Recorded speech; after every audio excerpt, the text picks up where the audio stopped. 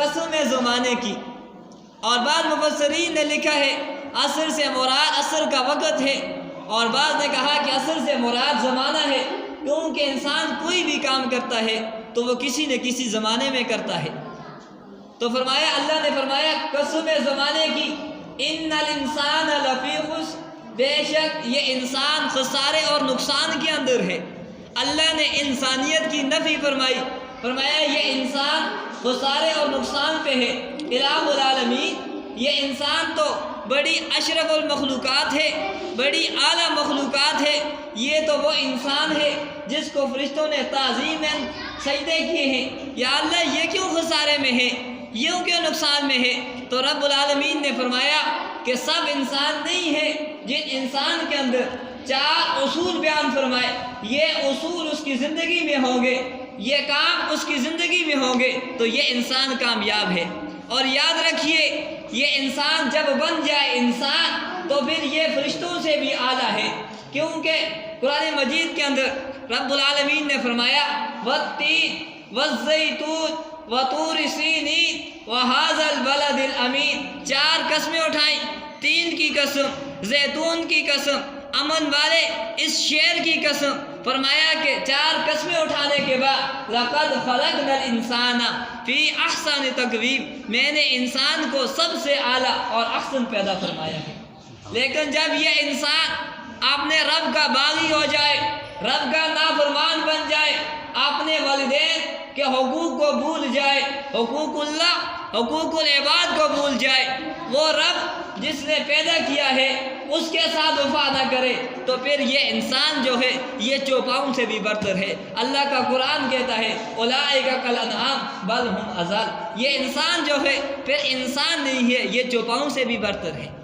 اس لیے کہ فرشتے اور چوپاؤں کے ساتھ تشبیہ کیوں دی ہے کہ فرشتوں کے ساتھ نفس نہیں ہے، فرشتے تو اللہ کی عبادت ہی کرتے ہیں، تو جب انسان عبادت کرے گا، انسان کے ساتھ نفس بھی ہے، خواہشات بھی ہیں، بیوی بچے بھی ہیں، جب سب کو اس ساری چیزوں کے اوپر دین کو ترجیح دے گا، اللہ کے احکام کو ترجیح دے گا، تو فرمایا یہ فرشتوں سے بھی اعلیٰ ہو جائے گا۔ اور چوپاؤں سے اس لیے تشبیہ دی ہے کہ چوپاؤں جو ہے 4 ٹانگوں والے جانور، کتا، بلی وغیرہ وغیرہ، تو ان کے اندر عقل نہیں ہے، یہ اپنی من چاہی زندگی گزارتے ہیں، جس طرح جی میں آیا اسی طرح کرتے ہیں، نہ کسی چیز کی پرواہ نہیں ہے۔ تو فرمایا انسان جو ہے اس کو اللہ نے عقل دیا ہے، عقل ہونے کے باوجود اگر یہ انسان چوپاؤں والا کام کرتا ہے تو فرمایا یہ انسان پھر جانوروں سے بھی برتر ہے۔ میرے دوستوں اور بزرگوں، انسانیت کی اللہ کے ہاں بہت بڑی قدر و قیمت ہے۔ بیت اللہ شریف اللہ کا گھر ہے، لیکن رب تعالیٰ نے ایک مرتبہ اس کا ذکر کیا، فرمایا یہ مبارک برکت والا گھر ہے۔ اور انسان کا ذکر رب العالمین نے قرآن مجید کے اندر بے شمار جگہوں پہ کیا ہے کہ او میرے انسان اور اٹھے ہوئے انسان، تمہیں اس کریم رب سے کس نے دھوکے میں ڈال کر رکھا ہے۔ تو میرے دوستوں اور بزرگوں، اللہ رب العزت نے فرمایا انسان خسارے کے اندر ہے، یعنی وہ انسان جو اپنے رب سے دور ہے، رب سے دور انسان جو ہے یہ خسارے کے اندر ہے۔ آگے فرمایا الا الذین آمنوا، بے شک وہ لوگ جنہوں نے ایمان لایا، وعملوا الصالحات، ایمان لانے کے بعد اعمال صالحہ کیے، اور یہ ایمان بھی اللہ کی نعمتوں میں سے بہت بڑی نعمت ہے۔ میرے دوستوں اور بزرگوں، حضرت سراقہ رضی اللہ تعالی عنہ سرکار دو عالم صلی اللہ علیہ وسلم کی خدمت میں حاضر ہوئے۔ بڑا تفصیلی واقعہ ان کے ایمان لانے کا، المختصر یہ کہ کہنے لگے اللہ کے رسول، اسلام کو قبول کرنے سے پہلے میں نے 300 بچیوں کی شادیاں کروائی ہیں۔ زمانے جاہلیت کے اندر جب بچیوں کو زندہ درگور دفن کیا جاتا تھا، اس وقت 300 بچیوں کی شادی میں نے کروائی ہے۔ اور اس وقت کی شادی کا طریقہ کیا تھا؟ کتابوں کے اندر لکھا ہوا ہے کہ اس وقت نکاح کرنے کے 4 طریقے تھے۔ وقت مختصر ہے۔ حضرت سراقہ رضی اللہ تعالیٰ عنہ نے کہا یا رسول اللہ، میں نے ایمان لانے سے پہلے، اسلام کو قبول کرنے سے پہلے 300 بچیوں کی شادی کروائی ہے، اس کا اجر بھی مجھے ملے گا؟ قربان جاؤں، سرکار دو عالم صلی اللہ علیہ وسلم نے فرمایا اے سراقہ، اس 300 بچیوں کو شادی کروانے کی وجہ سے اس اجر کی وجہ سے، اس کام کی وجہ سے اللہ نے تمہیں ایمان کی دولت عطا فرمائی ہے۔ میرے دوست اور بزرگوں، یہ ایمان کتنی قیمتی چیز ہے۔ شیخ عبد القادر جیلانی محبوب سبحانی رحمۃ اللہ تعالی علیہ بیٹھے ہوئے ہیں اور ان کے مرید آئے، حضرت آج خوشی کا دن ہے، عید کا چاند نظر آ گیا، صبح عید ہے۔ فرمایا لوگوں تمہاری خوشی تو آج ہے، عبد القادر کی خوشی اس وقت ہوگی جس دن ایمان کی حالت میں عبد القادر دنیا کے اندر سے چلا جائے گا، تو اس وقت میرے لیے سب سے بڑی خوشی ہوگی۔ میرے دوست اور بزرگوں، ایمان بہت قیمتی چیز ہے۔ قرآن مجید نے بے شمار جگہ پہ کہا یا ایھا الذین آمنو، حکیم الامت مجدد ملت مولانا شرف علی تھانوی رحمہ اللہ فرماتے ہیں کہ اللہ فرماتے ہیں یا ایھا الذین آمنو، او میرے عاشقو، اس لیے کہ انسان ایمان اس کے اوپر لاتا ہے جس کے ساتھ محبت ہوتی ہے، اور انسان کو اللہ کے ساتھ جب محبت ہوتی ہے تو تب ہی اللہ کے اوپر ایمان لاتا، اور محبت کا سب سے بڑا درجہ جو ہے وہ عشق ہوا کرتا ہے۔ تو اللہ فرماتا ہے یا ایھا الذین آمنو، او میرے عاشقو۔ تو میرے دوست اور بزرگوں، قرآن مجید نے بے شمار جگہ پہ انسان کو خطاب کیا، صرف اور صرف مومنین کو۔ فرمایا ایک مقام پہ قرآن نے کہا یا ایھا الذین آمنو، او لوگو جو ایمان لائے، کتب علیکم الصیام، میں نے تمہارے اوپر روزے فرض کر دیے، تمہارے اوپر روزے لکھ دیے گئے۔ الہ العالمین روزے کیوں فرض کیے؟ کما کتب علی الذین من قبلکم، فرمایا جس طرح تم سے پہلی امتوں کے اوپر میں نے روزے فرض کیے۔ یا اللہ روزے فرض کرنے کا کیا مقصد ہے؟ ہمیں بھوکا پیاسا رہنے سے کیا مقصد ہے؟ اللہ جی اس کے اوپر ہمیں کیا ملے گا؟ فرمایا لعلکم تتقون، روزے اس لیے فرض کیے تاکہ تم پرہیزگار بن جاؤ۔ فرمایا روزے یہ ایک تمہاری ورزش ہے، تمہارے سامنے ایک نتیجہ ہے کہ جس طرح رمضان کے مہینے کے اندر تم لوگ حرام سے تو بچنا ہی بچنا ہے، حلال چیزوں سے بھی بچتے ہو، اسی طرح سال کے 11 مہینے فرمایا تم حرام چیزوں سے بھی بچو، یہی چیز جو ہے تمہیں تقوی کی طرف لے کر جانے والی ہے۔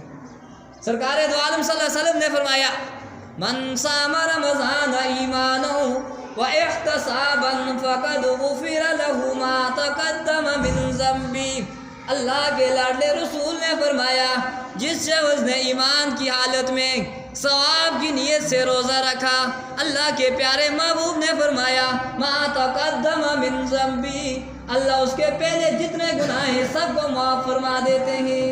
دوسری روایات کے اندر اللہ کے محبوب نے فرمایا من قام رمضان ایمانا واحتسابا فقد غفر له ما تقدم من ذنبی، فرمایا جس نے رمضان کے اندر قیام کیا، قیام سے مراد نماز تراویح ہے، فرمایا جس نے نماز تراویح ادا کی ایمان کی حالت میں ثواب کی نیت سے، اللہ کے لاڈلے رسول نے فرمایا اللہ اس کے سارے گناہوں کو معاف فرما دیتے ہیں۔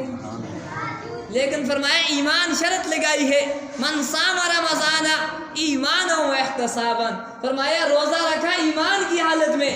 میرے دوست اور بزرگوں، خوش نصیب ہے وہ انسان جس کا ایمان خالص ہے اور اعمال صالح ہیں۔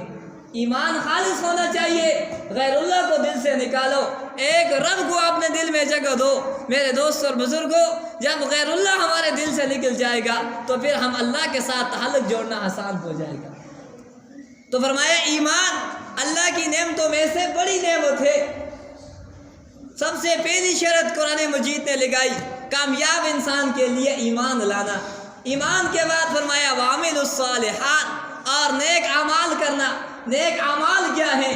وہ اعمال جن کے اوپر مہر نبوت ہے، سرکار دو عالم صلی اللہ علیہ وسلم کی مہر ہے، وہ اعمال جو ہیں وہ صالح ہیں، اور وہی اعمال اللہ کے ہاں قبول ہے۔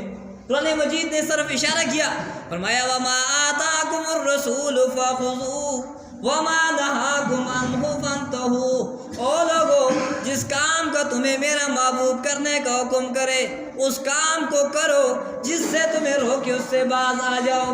سرکار دو عالم صلی اللہ علیہ وسلم نے فرمایا اللہ کے محبوب دنیا سے جا رہے ہیں، فرمایا او میری امت کے لوگوں میں تم سے جدا رہا ہوں، لیکن یاد رکھو دو چیزیں دے کر جا رہا ہوں۔ الہ العالمین، اللہ کے لاڈلے رسول کیا پیغام ہے؟ فرمایا دو چیزیں لے کر جا رہا ہوں، ایک قرآن مجید، دوسری اپنی سنت کو دے کے جا رہا ہوں، ان دونوں چیزوں کو مضبوطی سے سانبھ لو، یہی تمہارے لیے جنت کا راستہ ہے۔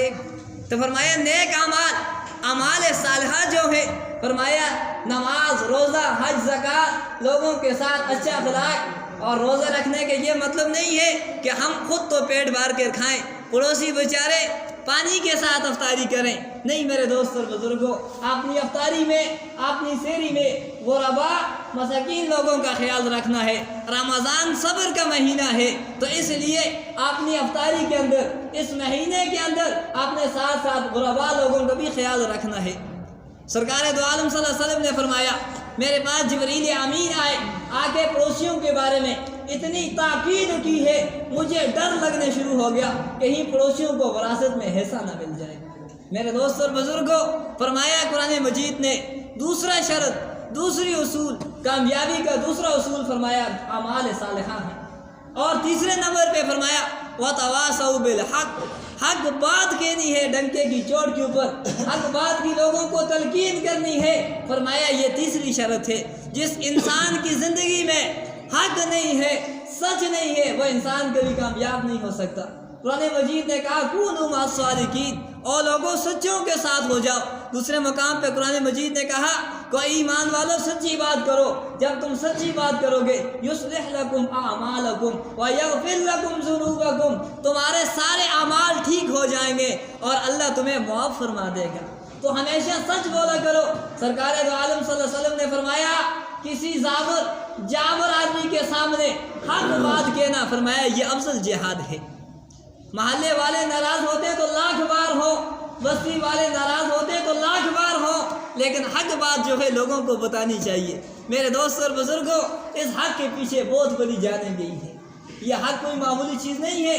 رب کے قرآن نے اس طرف اشارہ کیا، فرمایا ان الذین قالوا، بے شک وہ لوگ ربنا اللہ ثم استقاموا، جنہوں نے رب کو رب مانا اور اس بات پہ پکے ہو گئے، اس بات پہ ڈٹ گئے، ثم استقاموا، استقامت اختیار کی، ان کی جانیں چلی گئی، تتنزل علیہم الملائکہ اللہ تخافوا ولا تحزنوا۔ اللہ کے قرآن نے کہا وہ لوگ جو حق بات کے اوپر ڈٹ جاتے ہیں، جانیں چلی جاتی ہیں، شہید ہو جاتے ہیں، اللہ کے فرشتے آ کر اس کو خوشخبری دیتے ہیں، او انسان پریشان ہونے کی ضرورت نہیں، اللہ نے تمہارے ساتھ جنت کا وعدہ کر کے رکھا ہے۔ میرے دوستوں اور بزرگوں، یہ حق بات کہنی بہت مشکل ہے، اور حق برداشت کرنا یہ بہت مشکل ہے، بہت کڑوا ہے۔